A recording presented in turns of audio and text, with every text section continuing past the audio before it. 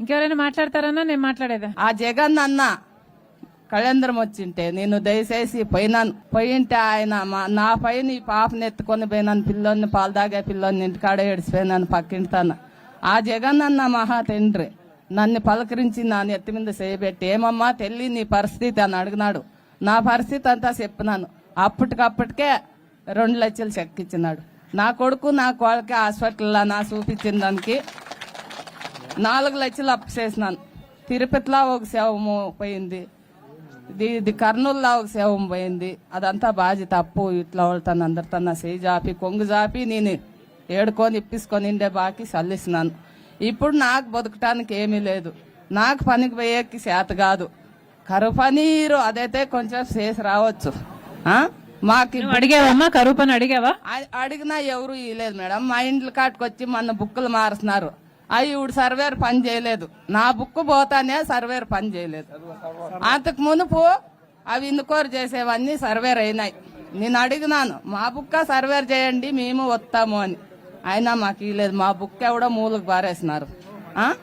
మేమే ఆ విధంగా బతకల్లా, ఈ పిల్లోళ్ళని ఎట్లు సాకల్లా, ఈ పిల్లోళ్ళు చదువులేమి, బట్టలేమి, నాకు తినే భూమి ఏమి, 2 పిల్లలు కట్టుకొని నేను ఏతకు పోవాలా. నా బాధ ఒక్కరు అర్థం చేసుకోలేదు మేడం. ఈ ప్రభుత్వం వచ్చిన ఒకటి నుండి లేదండ్రి 2 లేరు. ఇంకా ఒక చిన్న పిల్లోడు ఉన్నాడు. అయితే ఆయన భవిష్యత్తు ఎట్లా, ఏం కథ, ఒంటరి మహిళ కదా, ఆయన కండు దండ ఎవరుంటారు, ఏం కథ అని పార్టీ తరఫున వద్దులే, ఎవరు కానీ సైబొట్లే, ఎవరు కానీ మా పరిస్థితి అర్థం చేసుకోలే. మీ నాయన ఆయన ఒక దేవుడయ్యి అప్పట్లో మా ఇంటి కాటుకొచ్చి గెళి జంతువులు ఇల్లు ఉంటే అది పొడిపోయేలాగా ఉంటే వీళ్ళకి ఖచ్చితంగా ఇల్లు ఇవ్వండి అన్నాడు. తెలుగుదేశం జెండా కట్టినోనికి కూడా ఇల్లు ఇవ్వండి ఉండటానికి బీదులు అని ఇచ్చినాడు. ఇప్పుడైతే వాళ్ళ స్వార్థం, వాళ్ళు ఇండ్లు వచ్చినా ఏ అవకాశం వచ్చినా ఒక లోన్ పెట్టాలన్నా ఏం పెట్టాలన్నా మంచి వాళ్ళు ఇట్లా తెల్ల బట్టలు వేసుకున్న వాళ్ళకి వాళ్ళే లోపలే రాజకీయాలు చేసుకొని వాళ్ళకే లోన్లు పెట్టుకుంటారు, వాళ్ళకే కరువు పనులు ఇస్తారు. వాళ్ళు వాళ్ళ ఏం అపాయం జరిగినా వాళ్ళే సర్దుకుంటారు. ఈ ప్రభుత్వం వాళ్ళు ఎట్లుండారు ఏం కథ అని పట్టించుకునేలేదు. ప్రభుత్వం గురించి వద్దులే, పిల్లల పైన దయగలిగి తల్లిదండ్రులు 2 లేరు. వాళ్ళకి ఏమన్నా చదువులు లేకుంటే వాళ్ళ భవిష్యత్తు ఎట్లా, వాళ్ళకి ఇంకోటి వాళ్ళకి ఆ పిల్లలకు పింఛనా లేకుంటే ఎట్లా ఏం కథ అనేది ఆలోచన చేయలేదు. అమ్మా బిడ్డల గురించి ఎవరైనా మాట్లాడతారా? నెలైంది మేడం, కరువు పనికి జాబ్ కారు లేదు, పోవాలని చేస్తున్నాము. నెల నుంచి ఏం సోల్లాకి వేసుకోలేదు. పని అడిగితే మీది పేర్లే రాలేదు, మీరు దీనికి చెట్టూరు పోండి ఆఫీస్కి అంటున్నారు. మా ఇంట్లో మా అయ్యకు ఆరోగ్యం బాగాలేదు. ఈ ఊర్లో ప్రభుత్వం ఎన్నిసార్లు అడిగినా నా మోన్ తొగ్గాసం మేడం. అనాథుడ్లు రావు. మేము ఉండేది ఒకే కొడుకే, నాకు సన్న పిల్లడు, అమ్మవాడేమో వస్తుంది. అసలు ఆ సోమ తాకపోయినా ఎవరైనా కానీ మా పరిస్థితి కొట్టించుకోరు. నా మోన్కైతే చాలా బాగలేదు. అసలు పింఛన్ అంటే ఏజ్ లేదు అంటుండారు మేడం. కరువు పని కన్నా ఇవ్వండి అంటే నెలయింది, అన్ని ఆధార్ కార్డులు అన్ని గిరాసులు ఇచ్చి చెట్టుకు పోండి అని చెప్తారు. నేను తాడమని చెట్లు పోయేదే అట్లా కూలిపోతే మాకు బువ్వ లేకుంటే లేదు. నేను కష్టపడాల. ఎన్నిసార్లు చెప్పినాము, ఓటేసాక వచ్చాక అడుగుతారు కానీ మా పరిస్థితి మాత్రం మా పట్టించుకోరు. ఇంటి ముందర కరెంట్ లేదు మాకి. నా మోన్ చేత కాదు అన్నా కానీ ఎవరు పట్టించుకోరు. మా ఊర్లో ఆ నాయకులు అంతే, స్వామి అంతే, ఇంకోరు కానీ అంతే, అందరూ అంతే. ఓటేసాక జల్దీ వస్తారు. నువ్వు పని అడిగినా కూడా ఉపాధి హామీలో పని ఇవ్వటం లేదు. లేదు మేడం, నాకు నెల అయింది గిరాక్సులు ఇచ్చి. నెలకు ముందు పని చేస్తే ఎన్ని రోజులకు బిల్లు పడేదమ్మా? నాకు జాబ్ కార్డే లేదు మేడం, నాకు జాబ్ కార్డే లేదు. జాబ్ కార్డే లేదు. ఎన్నిసార్లు అడిగినా చేస్తాం అంటారు కానీ ఈ జనవరికి ఇంటే ముందే ఇచ్చిన నేను. ఈసారన్నా పనికి పోదామని ఈ లేదు, ఆ పేరు లేకలేదు, నువ్వే పో అంటుండారు. నిన్న మొన్న కూడా ఉన్న జాబ్ కార్డులే తీసేస్తున్నారు తల్లి, తీసేస్తున్నారు. కొత్త జాబ్ కార్డులు ఇచ్చే మనసు వీళ్ళకి లేదు. ఫీల్డ్ ఆఫీసర్ పోయింటే షెడ్యూకు నువ్వే పో అన్నారు చెప్తున్నారు. దానికి నాకు నా కొడుకు బాగలేక నేను పోలేదు మేడం. ఇంకెవరైనా మాట్లాడతారన్నా? ఎవరైనా యూత్ ఎవరైనా మాట్లాడతారమ్మా? ఉద్యోగాలు రాని వాళ్ళు డిగ్రీలు పీజీలు చదివి చెప్పండి. మేము కరువు పనికి పోతాం. మాది బోరంపల్లి మేడం, కళ్యాణదుర్గం మండలం బోరంపల్లి గ్రామం. అక్కడ మేమైతే కరువు పనికి పోతున్నాము.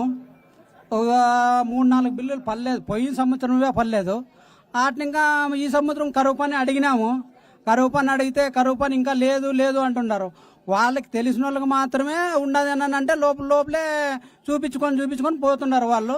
మిగతా వాళ్ళందరికీ ఏది లేదు. ఏమంటే వాళ్ళు కరువు పని గుంతు చూసుకుంటారు పోతున్నారు. మీరు ఏడన్నా చూసుకోండి, గుంత మీకే ఇస్తాము, పనులు చూసుకోండి మీరు, మీకు ఇస్తాము. మీ యూత్లకై అవతలకైతే వాళ్ళే పనులు చూపిస్తారు. యూత్లు వేరే వాళ్ళకైతే ఏమి అండదండ లేకుండా ప్రజలకైతే మీరు ఏడన్నా చూసుకొని పని చూసుకుంటే ఇస్తాం, లేకుంటే లేదు అని ఈ విధంగా చెప్తున్నారు.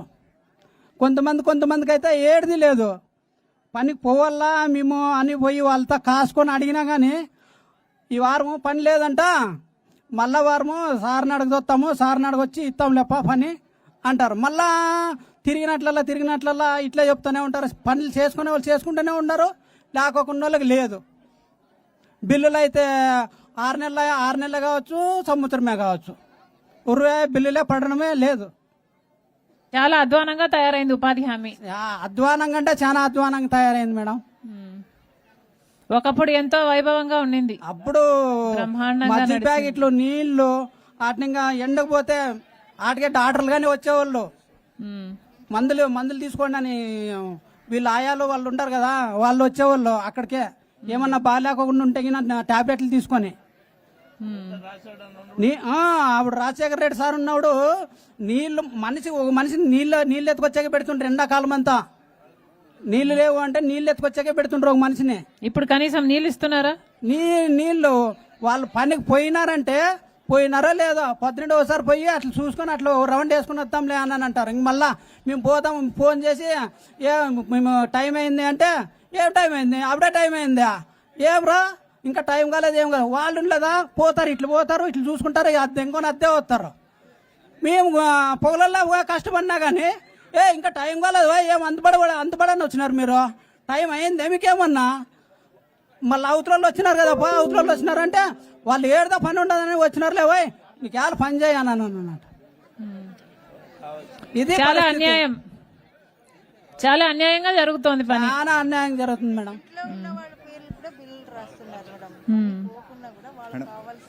Hello madam,